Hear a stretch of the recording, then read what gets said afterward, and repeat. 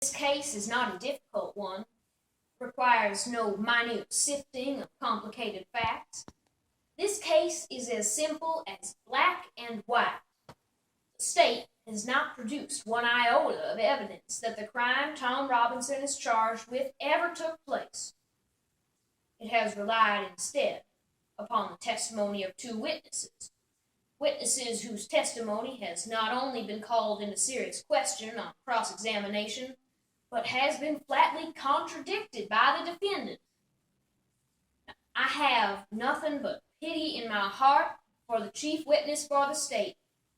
My pity does not extend to her putting a man's life at stake, and that is what she's done. Done it in an effort to get rid of her guilt. Now, I say guilt because it was guilt that motivated her.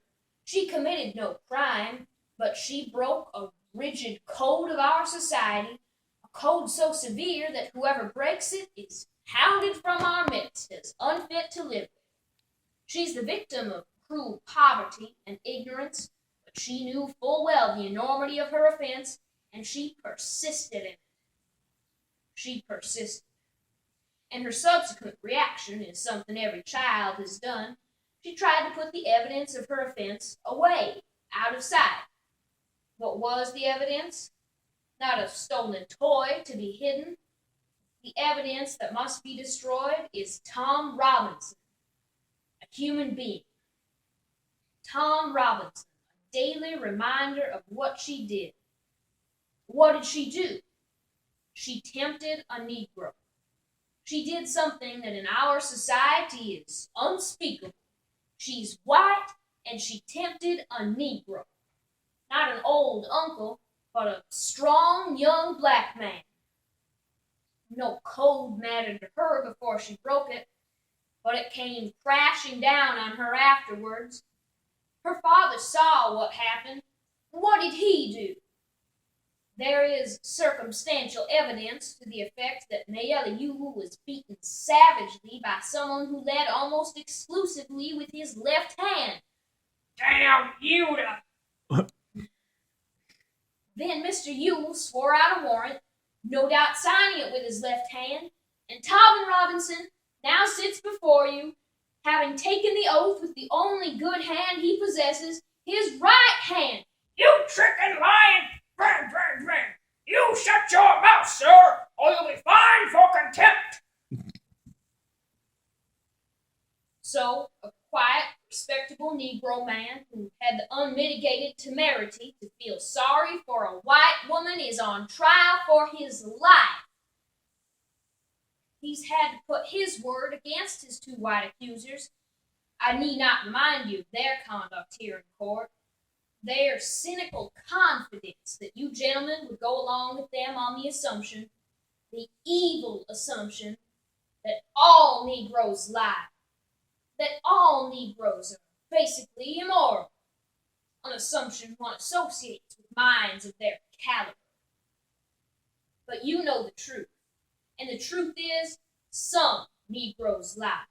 Some Negro men are not to be trusted around women, black or white. And so too with some white men. This is a truth that applies to the entire human race, and to no particular race.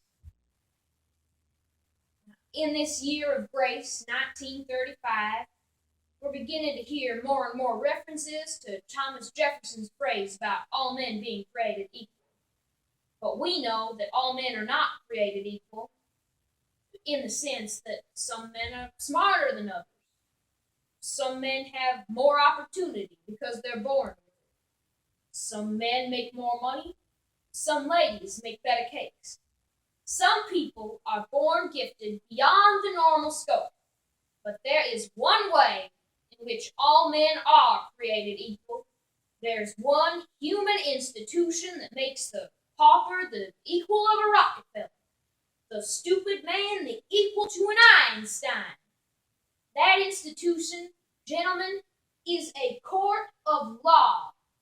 In our courts, all men are created equal. Now, I'm no idealist to believe so firmly in the integrity of our courts. That's no ideal to me. It is a living, working reality. But a court is only as sound as its jury, and a jury is only as sound as the men who make it up. I'm confident that you gentlemen will review without passion the evidence you've heard, come to a decision, and restore this defendant to his family.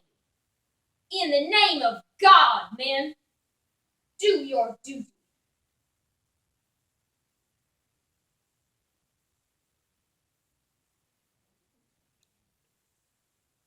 In the name of God, believe.